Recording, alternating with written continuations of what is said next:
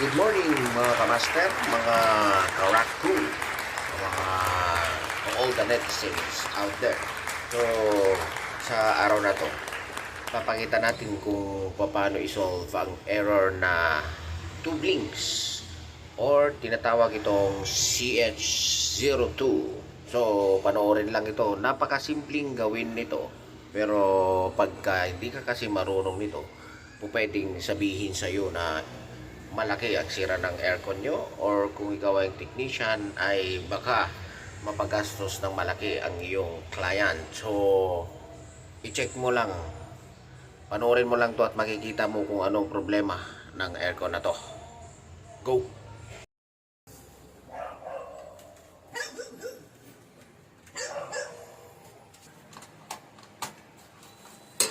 So, ito yung pipe sensor. Okay, so eto na nga mga kamaster. Kung mapapansin ninyo, binuksan natin ang indoor ng ating aircon. Kasi base sa air code na nilalagay sa mga sticker or minsan sa Google na research natin yan, ang CH02 ay defective metal sensor dito sa may kanyang evaporator. Pwedeng open o change value ang ating metal sensor. So, i-check natin ito para malaman natin kung ano ang nangyari sa kanyang pipe sensor. Ang nangyayari kasi kapag defective ang ating pipe sensor, hindi mag-o-open ang ating louver. So, walang operation. Basta magbiblink lang siya ng 2 times. Nasiko. Yan, sumabit to. Angat mo.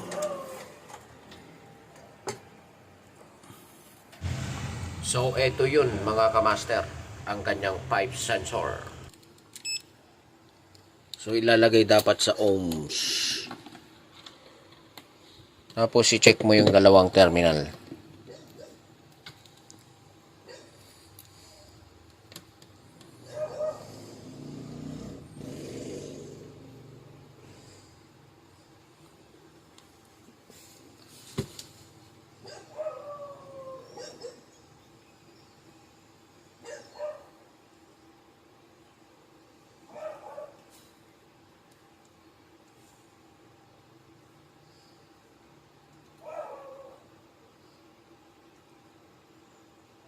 Kaya na yung tiit pa? Kaya na yun.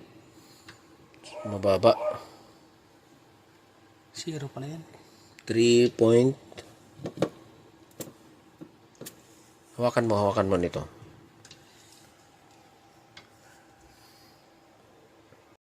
Okay, so by checking, napapansin ko mababa yung value. So change value ang ating metal sensor.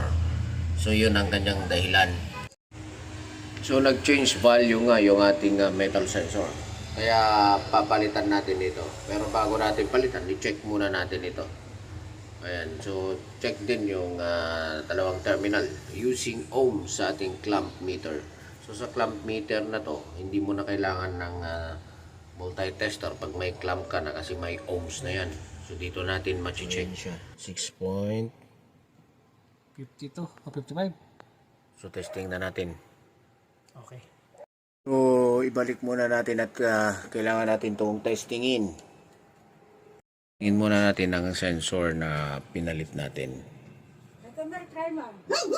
So yung pinalit nating sensor, ang na-read natin 6.4, 6.8. So pasok siya sa 10K ohms na metal sensor.